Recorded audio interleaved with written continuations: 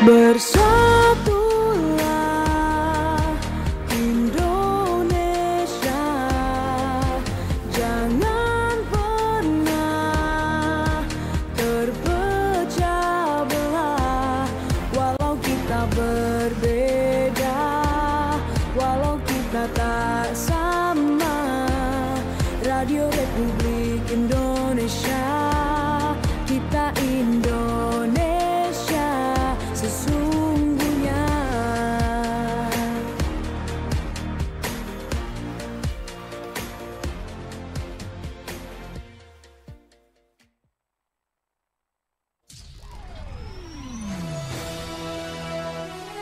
Kopi Pagi, sesi dialog interaktif.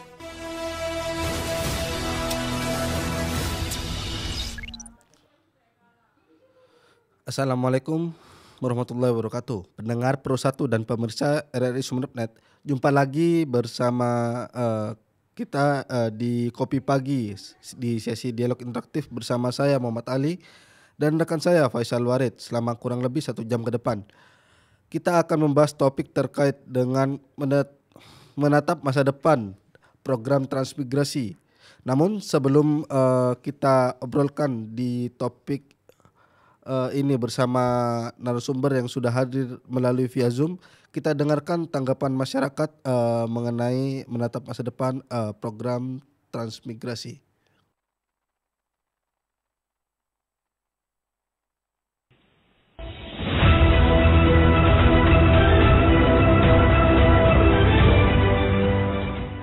Soal pengiriman transmigrasi ini, di mana informasinya selama 4 tahun sudah tidak ada pengiriman karena minimnya anggaran.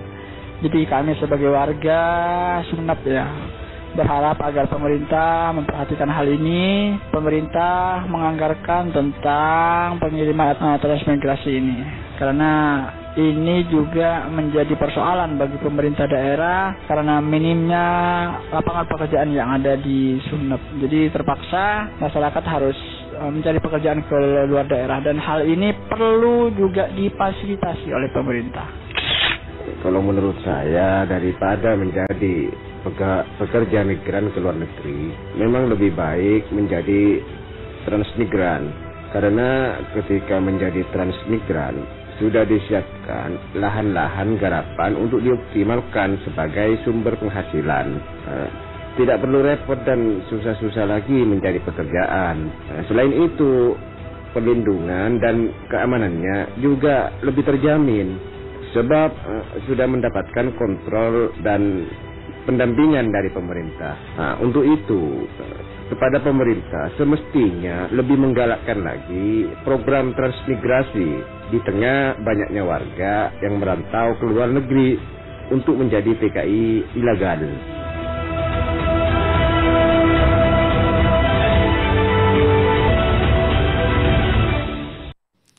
Nah, itulah tadi pendengar dan pemirsa RRI Sumeneb.net, harapan dan komentar masyarakat terkait bagaimana masyarakat juga berharap agar program ketransmigrasian ini kembali digalakkan, karena memang transmigrasi bukan sekedar pemerataan penduduk, tapi juga bagaimana mengoptimalkan sumber daya alam SDA di tempat tujuan transmigran, juga sekaligus juga bagaimana juga meningkatkan perekonomian masyarakat, khususnya penerima atau pelaku dari program transmigran ini. Dan tentu ini juga selaras dengan program pemerintah dalam kepemimpinan presiden yang baru ya, iya. Mas Ali. Seperti apa Mas Ali?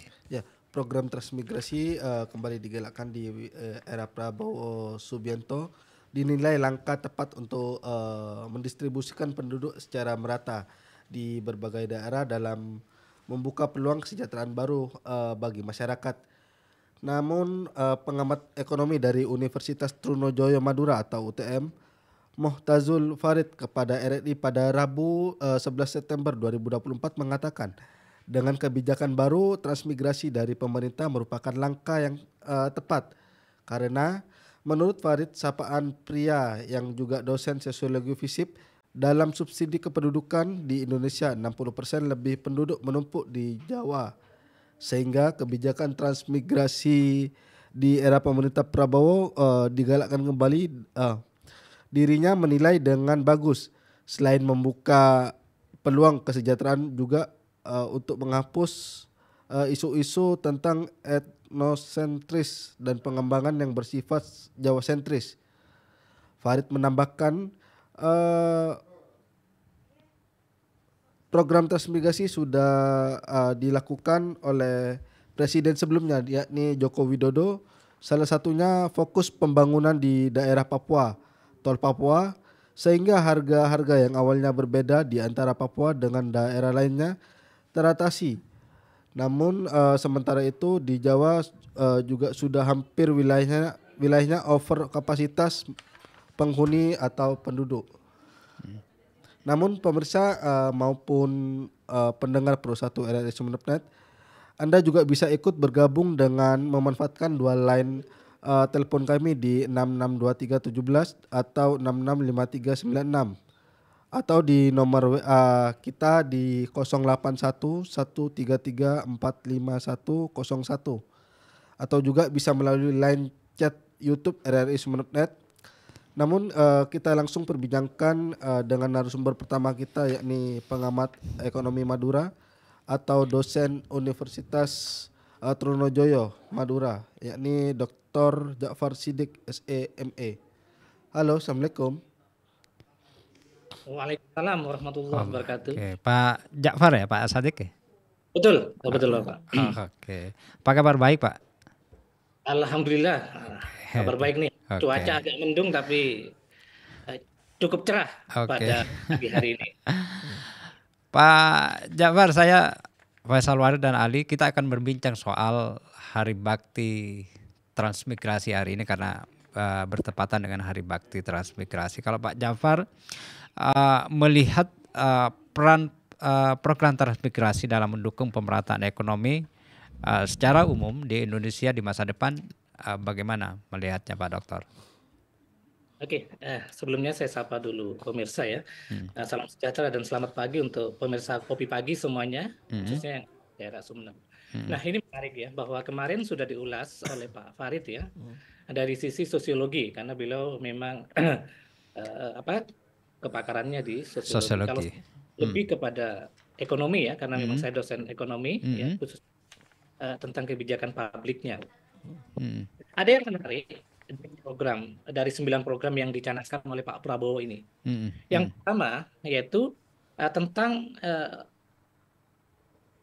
komitmen ya dalam peningkatan SDM, di mana di situ disebutkan bahwa akan memberikan beasiswa kepada 154 gitu, mahasiswa dari keluarga transmigran dalam rangka untuk peningkatan SDM.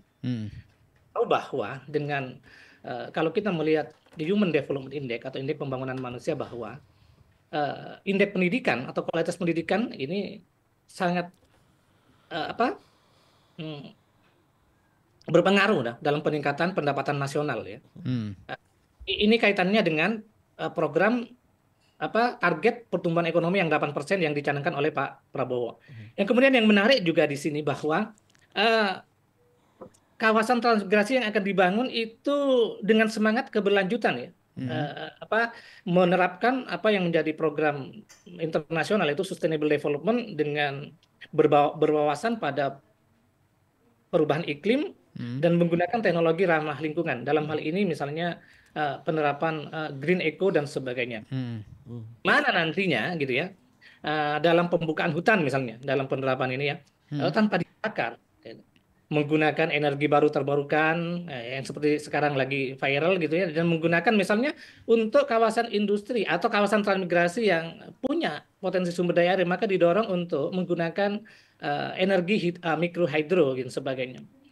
Dan kemudian yang menarik lagi dari sisi gitu ya, program gitu ya, peningkatan kualitas dan kuantitas komoditi yang ada di 3 kawasan transmigrasi yang berpotensi ekspor, yang selama ini kita tahu bahwa di daerah Parigi Motong dan Kabupaten Poso itu dia mengekspor durian ke Cina, kemudian di daerah Kabupaten Luwu, kawasan transmigrasi Mahalona dan di Sulawesi gitu, dia mengekspor lada ke Malaysia dan cengkeh ke Malaysia gitu ya. Jadi hal ini menjadi menarik bahwa program-program yang dilakukan oleh Pak Prabowo ini memang cukup berbeda dengan yang sebelumnya. Oke. Gitu. Artinya tidak sekedar membuka lahan seperti optimalisasi lahan pertanian tradisional seperti biasanya begitu, tapi lebih bagaimana hasilnya itu lebih kepada berorientasi pasar ekspor begitu ya. Betul sekali. Oke. Untuk apa istilahnya menembus ya pasar global, kita tentunya harus memikirkan tentang kualitas komoditi juga ya di samping kuantitasnya, sehingga kemudian diperlukan apa istilahnya pelatihan gitu ya, diperlukan peningkatan sumber daya manusia yang mengelola ya komoditas tersebut, sehingga program ini sangat tepat sekali dengan komitmen Presiden untuk meningkatkan SDM ya masyarakat transmigran melalui ya beasiswa yang diberikan oleh kepada istilahnya pemuda-pemuda dari keluarga transmigran, sehingga diharapkan nantinya bisa ada transfer knowledge gitu ya, dari misalnya dia dikirim ke luar negeri atau ke kawasan-kawasan yang sudah maju pertaniannya, sehingga nanti bisa diterapkan di daerah kawasan transmigrasi yang mereka tempati nantinya. Oke. Ya, Pak, apakah program transmigrasi ini dapat beradaptasi Pak dengan tren digitalisasi dan industri di 5.0 yang semakin berkembang ini Pak? Harus gitu ya.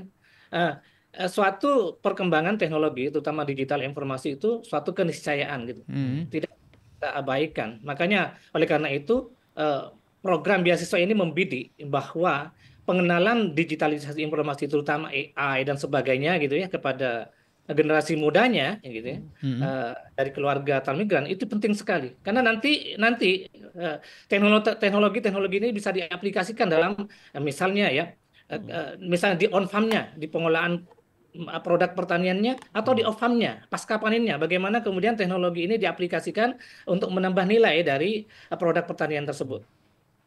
Dan juga nanti dalam pemasarannya digital teknologi, kan dengan digital teknologi ini misalnya marketing ya, digital marketing ini kan sudah tidak lagi tersekat-sekat oleh kawasan, jadi mereka bisa mendunia dengan sendirinya. Bisa jadi nanti permintaan dari luar negeri melalui platform digital itu meningkat dengan sendirinya gitu. Berarti digitalisasi ini penting juga di transmigran sebagai pemasaran untuk ekspor ke luar negeri berarti ya Pak? Sangat penting untuk pemasaran ya, digital marketingnya. Karena untuk melakukan produk yang paling efisien dan efektif saat ini adalah digital marketing. Oke. Artinya ketika misalnya orientasinya lebih besar, ekspektasinya terkait dengan tujuan transmigrasi ini jauh berbeda dengan periode-periode sebelumnya. Ini perlu semacam pembekalan yang jauh lebih siap bagi calon transmigran. Artinya tidak sekedar verifikasi administratif dan sebagainya, tapi lebih pada kemampuannya begitu Pak. Betul sekali ya.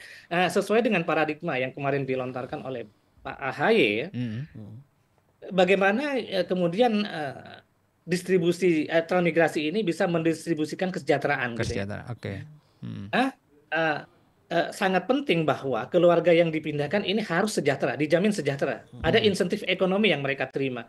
Namun juga warga lokal harus mampu menerimanya. Jadi sebisa mungkin ya warga transmigran dan warga lokal ini berintegrasi gitu ya. Contohnya gini.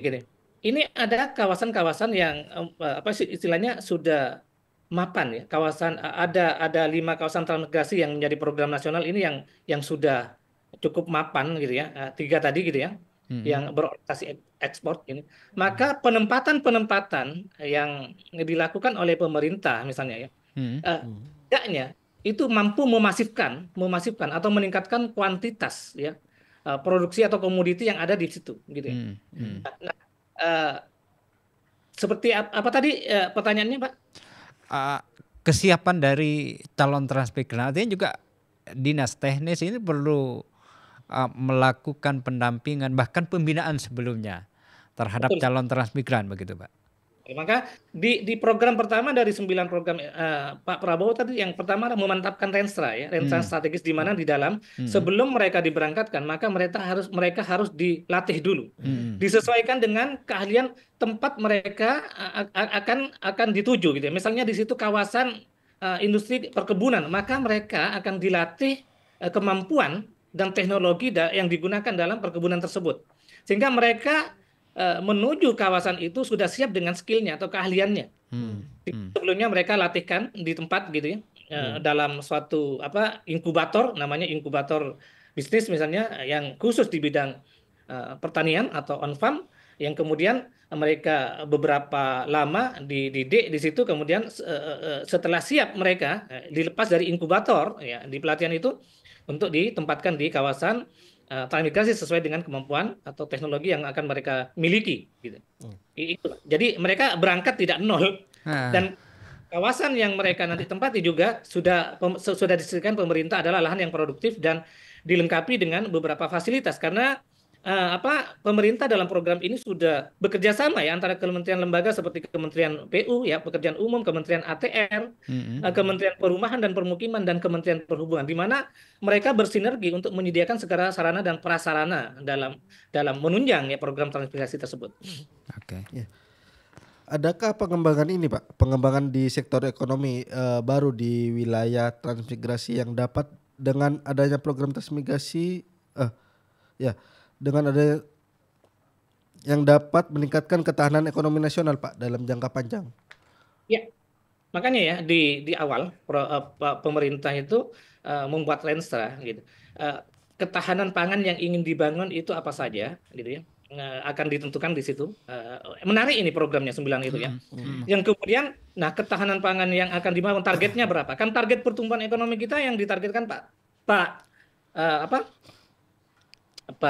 Prabowo ini adalah 8% di semua sektor ya, 17 sektor itu khususnya, yang sekarang kan kita negara agraris nih ya, khusus komoditas pertaniannya misalnya, yuk kita dukung misalnya tanaman pangan misalnya, swasembada beras dan sebagainya. Oleh karena itu kita pembukaan lahan yang dilakukan ya, ini kemarin saya lihat di berita di TV bahwa Kementerian Menteri ATR ya, Nusron Wahid itu mengalokasikan 564.000 hektar ya untuk menyukseskan program transmigrasi, di mana di dalamnya itu memang untuk mendukung ketahanan pangan gitu. Apa sekiranya pangan yang sekarang hasil pertanian kita yang sekarang diimport gitu, diimport dari luar, sebisa mungkin nanti gitu, bisa dibudidayakan di dalam negeri yang melalui program transmigrasi tersebut, misalnya padi, jagung. Kalau jagung ini banyak dipakai di kawasan industri ya, seperti feed mill dan sebagainya, pakan ternak dan sebagainya, itu banyak melakukan import jagung itu ke luar negeri seperti Vietnam dan sebagainya. Maka ini bisa kita coba untuk dibudidayakan di dalam negeri. Ya, misalnya ya, di suatu wilayah ini sektor tanaman pangan seperti beras dan jagung ini udah mendekati sektor basis nih, mau mendekati satu nih. Upayanya supaya dia menjadi sektor basis. Ya. Kalau suatu komoditi itu sektor basis kan di atas satu ya, bahwa mereka sudah bisa mencukupi kebutuhan masyarakatnya, lebihnya itu diekspor ke luar daerah. Okay. Nah, saat indeksnya ini mau mendekati satu misalnya 0,9 gitu ya, maka diupayakan dia untuk satu atau lebih dari satu. Karena apa? Gitu. Dengan memasifkan ya produksi di komoditi itu, ketergantungan kita terhadap barang impor itu akan menjadi berkurang ya, sehingga bisa meletakkan sektor yang sebelumnya non basis di bawah satu, indeks basisnya itu menjadi satu atau 1, lah. Setidaknya mereka mampu memenuhi kebutuhan dalam daerahnya, dan lebihnya itu diekspor ke luar daerah atau ke luar negeri. Okay. Itu target pemerintah sekarang gitu. Pak, ketika misalnya program transmigrasi ini digalakkan, kan salah satu sasarannya itu Papua, kemudian di luar Jawa lah. Ini juga akan menjadi jaminan pertumbuhan ekonomi di daerah sasarannya itu akan berkembang pesat juga Pak. Artinya tidak hanya sekedar bagi transmigrannya, orangnya, tapi juga daerah tempat yang jadi sasaran program transmigran. Karena di sisi lain juga kita juga banyak melihat bagaimana ada kontroversi lah, bahkan DPD misalnya di Papua itu juga meminta Presiden Prabowo untuk melakukan kajian ulang terhadap program transmigrasi di daerahnya begitu. Iya betul. Nah ini terutama untuk khusus kawasan timur ini menjadi menarik perbincangan kemarin bahwa ada satu kawasan transmigran di kawasan timur itu khususnya di Papua sedang direvitalisasi ya. Karena memang di Papua kan sekarang masih isunya kan isu disintegrasi ya banyak apa ya kelompok bersenjata ya kelompok yang kemudian untuk mencegah konflik yang lebih luas dulu maka harus distabilkan dulu kondisi politiknya Kondisi itu ya. politiknya. Oke. Ya. Karena kondisi ekonomi nanti yang sebagai dampak atau tujuan daripada kegiatan migrasi yaitu insentif ekonomi, yaitu salah satunya adalah kesejahteraan, membuka peluang lapangan kerja baru. Kalau dilakukan saat politik itu tidak stabil, maka ini tidak akan berhasil. Makanya pemerintah berharap bahwa stabilkan dulu politiknya, gitu ya. Berikan kepercayaan, tingkatkan dulu trust masyarakat terhadap pemerintahnya. Kalau masyarakat sudah percaya terhadap masyarakatnya, konflik-konflik sudah mereda, maka program transmigrasi insya Allah akan mudah diimplementasikan dan akan berhasil ya segala program-programnya. Ya, Oke. kemungkinan besar. Baik, Pak Dr. Ja'far, kita ada pendengar yang ingin bergabung di 662317 atau 665396. Halo. Selamat pagi. Selamat pagi dengan Pak Samhaji ya. Oh betul. Silakan Pak Samhaji, ada Dr. Ja'far Shadiq. Dan bahkan mungkin merupakan satu topik yang memang patut untuk dikaji terus ya digali dan karena ini adalah merupakan suatu upaya. Tujuannya mungkin kalau tidak salah pemerataan ekonomi dan seperti itu. Nah termasuk juga ini ada kaitannya dengan adanya penyebaran penduduk, pemerataan penduduk, insya Allah juga ini menyangkut masalah ketahanan atau kedaulatan negara. Yang tentunya kalau kita coba lihat dari sisi kapasitas penduduk Jawa, Madura, Bali. Masuk Pak Nusri. Ya, ini sedangkan daerah-daerah yang masih memerlukan satu sumber daya manusia termasuk ya juga masyarakatnya diantaranya Sumatera, Kalimantan, Irian Jaya, atau daerah Papua. Nah, tentunya dalam hal ini, kalau dikaitkan dengan semua persoalan kedaulatan, ketahanan, pertahanan, atau kedaulatan negara, termasuk ekonomi. Sisi yang lain, ini tentunya paling tidak yang tidak pentingnya, saya berpendapat, sepakat bahwasanya sumber daya manusia. Kalau dilihat dari sisi areal, terutama di Kalimantan ada hutan, kalau di Sumatera itu adalah pertanian sawit segala macam. Tentunya ini kalau transmigrasi itu berjalan terus didorong dengan mempersiapkan sumber daya manusia, maka insya Allah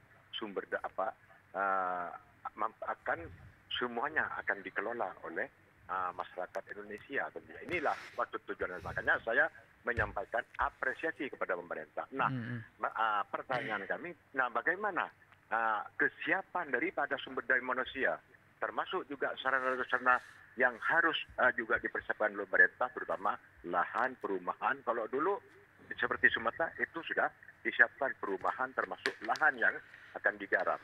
Nah, andai kata ini masih masih belum dipersiapkan, bagaimana terkait dengan adanya upaya program pemerintah ini bisa berjalan secara maksimal. Nah, gimana kalau dikaitkan dengan sumber daya manusia, termasuk juga adanya kira-kira apa tentunya yang menjadi prioritas untuk mengelola lahan termasuk tanah yang begitu potensi, khususnya Sumatera, Kalimantan, termasuk juga Irian Jaya yang dikenal dengan hutan, tambang ada di sana. Demikian, terima kasih. Assalamualaikum. Waalaikumsalam warahmatullahi wabarakatuh. Pak Samhaji, Pak Dokter. Barangkali langsung ditanggapi Pak Dr. Ja'far Shadiq. Pertanyaan dan ulasan sebenarnya tadi pengulasannya dari Pak Samhaji itu sangat bagus ya. Dia hanya menambahkan apa yang sudah saya paparkan. Pertanyaannya memang menjadi pertanyaan dan PR kita semua. Gitu. Oleh karena itu, untuk mengatasi itu pemerintah kan ini lembaga itu sudah berkoordinasi dan bekerjasama itu, terutama dalam hal anggaran gitu ya. Contohnya ini Kementerian PU ya, yang menyediakan infrastrukturnya ya, yang berupa misalnya ya jalan, sarana jalan, jembatan, infrastruktur yang mendukung ya pelaksanaan penyuksesan dari transmigrasi tersebut. Kementerian ATR ya. Kementerian ATR juga dengan program-program unggulannya. Ini kerjasama juga Kementerian Perumahan dan Permukiman yang menyediakan perumahan dan permukimannya. Ya, kalau sekarang kita kan mereka fokus pada rumah bersubsidi yang diratakan di seluruh Indonesia. Mungkin untuk program transmigrasi nanti khusus ada program gitu, dan sebagainya yang dilakukan oleh Kementerian Perumahan dan Permukiman. Kemudian ada Kementerian Perhubungan, ya, misalnya tentang transportasinya, bagaimana dia mendesain sarana transportasi yang bisa kemudian lalu lintas barang dan orang itu menjadi lebih lancar. Misalnya dari kawasan-kawasan yang tertinggal bisa dikirim ke kota dan sebagainya. Nah, percepatan ya lalu lintas barang dan orang yang akan dilakukan oleh khususnya Kementerian Perhubungan ini juga akan mempercepat velocity of money, ya, perputaran uang. Dan dari kecepatan perputaran uang ini nanti akan menjadi percepatan dari pertumbuhan ekonomi, sehingga target pertumbuhan ekonomi yang 8% itu akan mudah tercapai, ya. Dan sumber daya manusia tadi, kata kuncinya, sumber daya manusia ini yang akan dipersiapkan adalah, ya memang sumber daya manusia ini yang kemudian bisa mengelola, kata kuncinya adalah tetap bisa mengelola sumber daya lokal, potensi unggulan yang ada di daerah setempat. Jangan sampai transmigrasi yang dikirim ke sana kemudian menafikan potensi lokal, potensi unggulan yang sebenarnya sudah ada di situ. Setidaknya potensi lokal atau unggulan yang ada di situ bisa dimanfaatkan sebesar-besarnya. Nah, itu yang kemudian dilatihkan, dibekalkan kepada para transmigran, ya, khususnya kepada generasi mudanya yang kemudian ini dibidik beasiswa, ya. Tidak hanya dikirim di dalam negeri beasiswanya, kalau bisa ke luar negeri agar terjadi transfer knowledge, misalnya teknologi pertanian yang maju seperti China itu bisa ditransformasi nanti ke Indonesia, ke Thailand juga, ya. Bagaimana kemudian saya kemarin sempat jalan-jalan ke Thailand, itu anggaran dari program pertanian itu besar sekali. Dan riset di bidang pertanian di Thailand itu prioritas, sehingga kemudian produk-produk atau komoditi pertanian Thailand itu bisa menembus pasar global, khususnya Indonesia itu dibanjiri dulu dan sebagainya kalau nggak dibatasi. Dan Thailand melakukan politik dumping, ya, dalam ekspornya, itu menjual produknya atau komoditinya lebih murah di negara lain daripada negaranya. Saya beli durian montong di Thailand itu lebih mahal daripada di Indonesia dulu. Oke, itu mungkin itu sementara. Ya. Mungkin Pak Ja'far Shadiq, terakhir kira-kira apa yang ingin disampaikan atau harapan kepada masyarakat saat ini mengenai program transmigrasi ini, Pak? Iya, betul. Program transmigrasi itu kendalanya satu, anggaran pemerintah yang terbatas. Gitu. Sehingga dalam penyediaan fasilitas, sarana dan prasarana itu yang terbatas, perlu prioritas. Oleh karena itu, saya menyarankan best practice di negara maju itu harus triple P, public private partnership, kerjasama kemitraan antara swasta dan pemerintah dalam penyediaan. Karena pemerintah lemah dalam penyediaan anggaran, maka melibatkan swasta. Modelnya BTO, builds, transfer, operation. Jadi misalnya 20 tahun, 25 tahun sarana itu disediakan oleh swasta, kemudian setelah selesai baru swasta sudah mendapatkan keuntungan dari itu, kemudian diserahkan lagi kepada pemerintah untuk mengelolanya. Jadi model public private partnership itu menjadi salah satu solusi untuk mengatasi kekurangan atau keterbatasan anggaran pemerintah dalam program transmigrasi. Mungkin itu. Oke. Baik, terima kasih Pak Dr. Ja'far Shadiq. Semoga ini menjadi bagian dari edukasi, bahkan memberi pemahaman kepada masyarakat terkait dengan bahwa ini program transmigrasi masih prospek lah untuk dalam rangka peningkatan ekonomi dan pemberdayaan sumber daya alam untuk lebih baik dan maju ke depan. Baik, terima kasih Pak Ja'far Shadiq. Assalamualaikum. Waalaikumsalam warahmatullahi wabarakatuh. Izin mengundurkan diri, Pak, ya, karena ada tugas kampus ini. Siap, salam siap. Kadis, ya, Pak Kadis Disnakertran, salam kenal, Pak. Oke. Baik, terima kasih Pak Ja'far. Ya, pendengar dan pemirsa RRI Sumeneb.net, jangan kemana-mana, kita akan lanjutkan perbincangan kita dengan narasumber kedua kita setelah jeda berikut ini.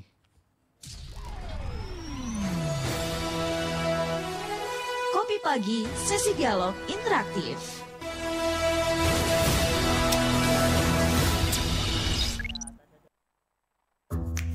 Wih, keren banget nih. Katanya ada obat herbal bisa mencegah sakit gigi seumur hidup. Ada hoax tuh. Widih. Ini juga keren nih. Ada sumber energi baru PLTH, pembangkit listrik tenaga hampa. Iya, itu juga hoax kali.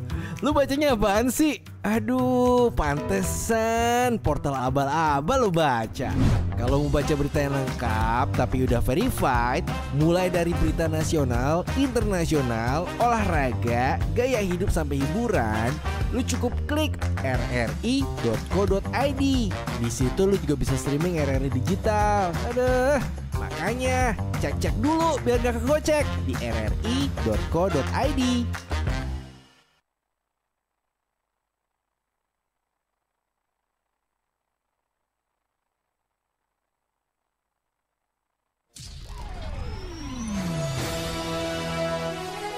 Kopi Pagi, sesi dialog interaktif.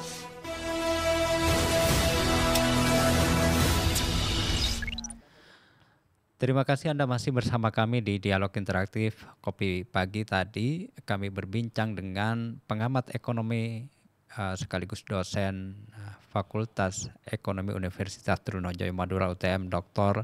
Ja'far Shadiq, terkait program ketransmigrasian yang kembali digaungkan oleh Presiden Prabowo Subianto.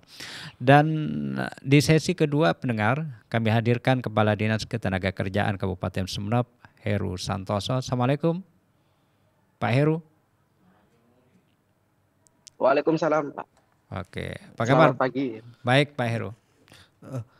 Pak Heru, untuk di tahun ini Pak, adakah keberangkatan peserta transmigrasi Pak?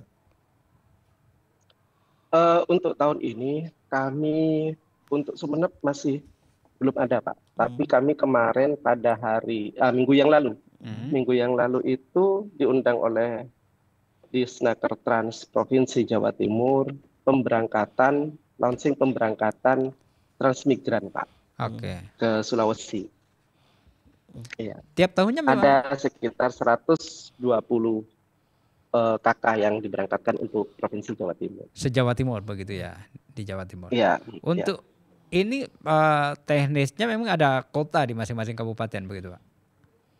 Ada pagu untuk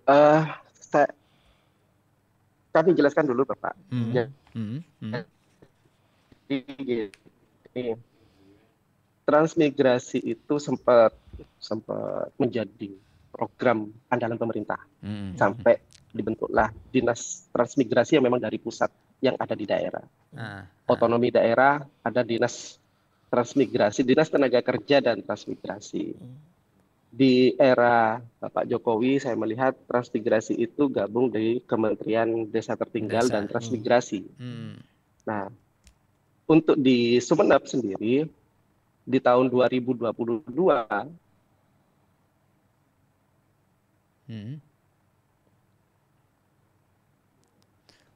transmigrasi hilang di nomenklatur Tertrans, Dinas Ketenagakerjaan. Setelah itu Disnaker gabung dengan Dinas Perizinan. Nah, di tahun 2024 ini pisah lagi. Disnaker saja Pak. Tidak ada untuk di Sumeneb itu tidak ada Disnaker Trans, tapi Disnaker saja, Dinas Ketenagakerjaan saja. Nah, setelah kami coba melihat memang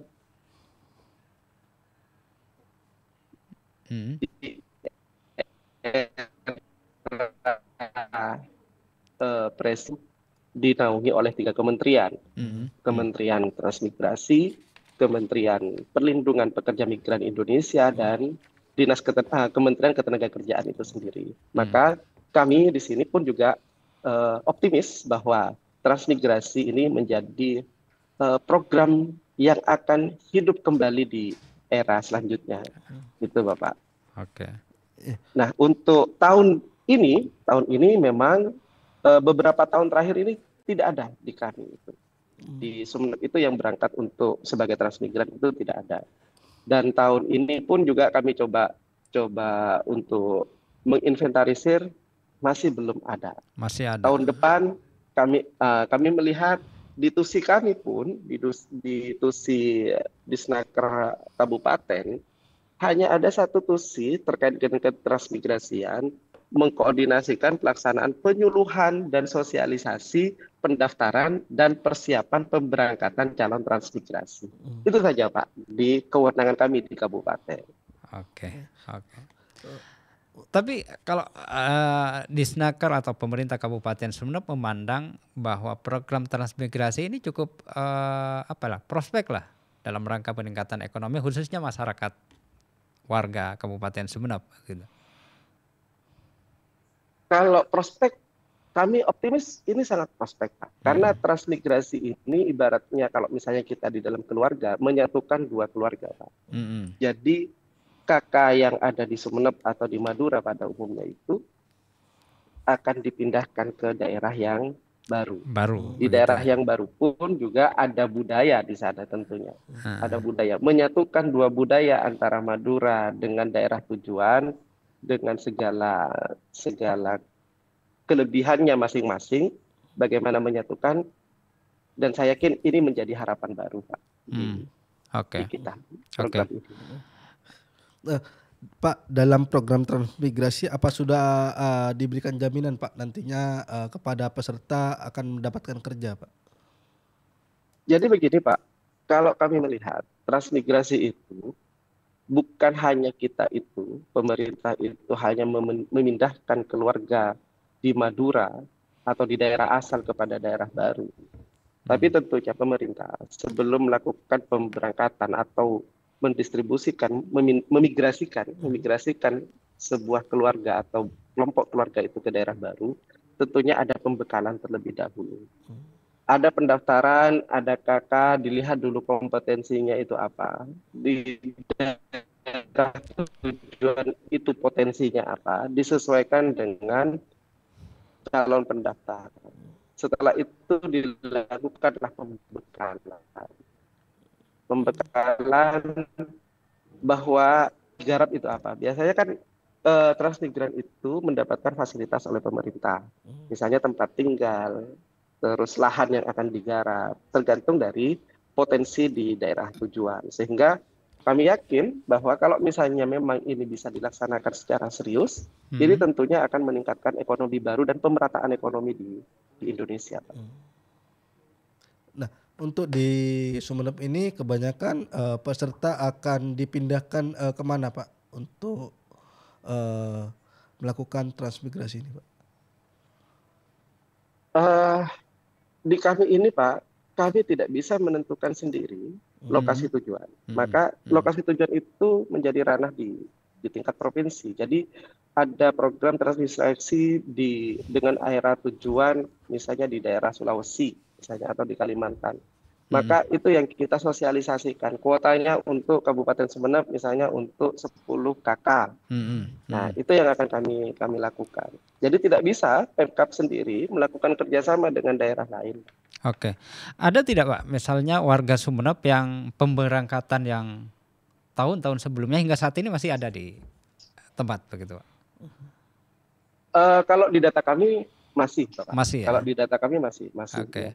Kalau perkembangan ekonominya khususnya bagi warga yang berangkat itu juga termonitor di Disnaker?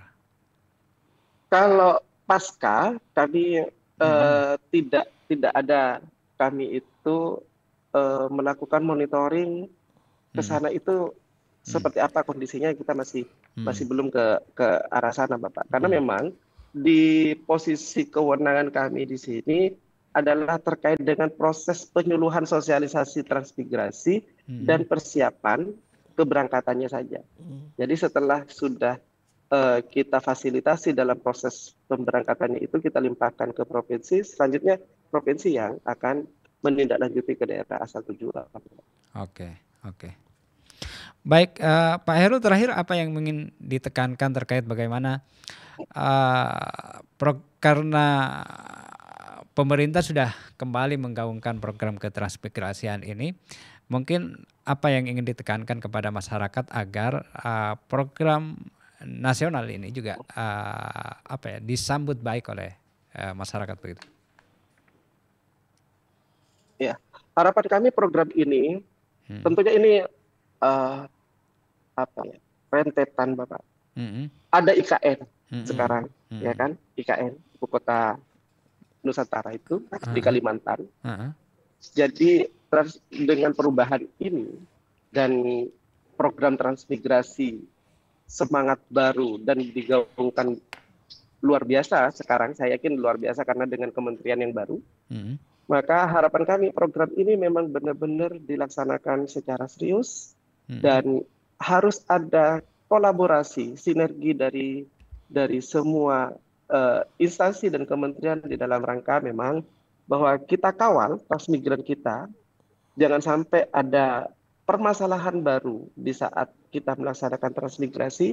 Tapi harapan kami adalah dengan adanya transmigrasi, pemerataan ekonomi, pemerataan pemberdayaan masyarakat, transfer ilmu, transfer budaya, bahwa kita Indonesia dan Bhinneka Tunggal Ika itu memang bisa terwujud di tahun ke depan, beberapa tahun ke depan.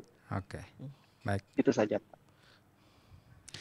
Baik, terima kasih Pak Heru. Semoga ini juga menjadi informasi dan edukasi kepada masyarakat terkait dengan program transmigrasi.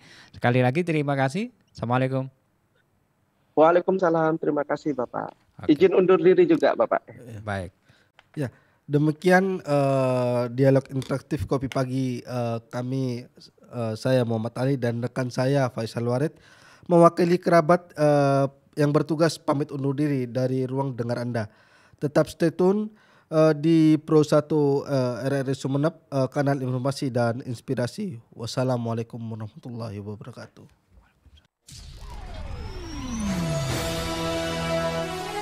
Kopi Pagi, sesi dialog interaktif.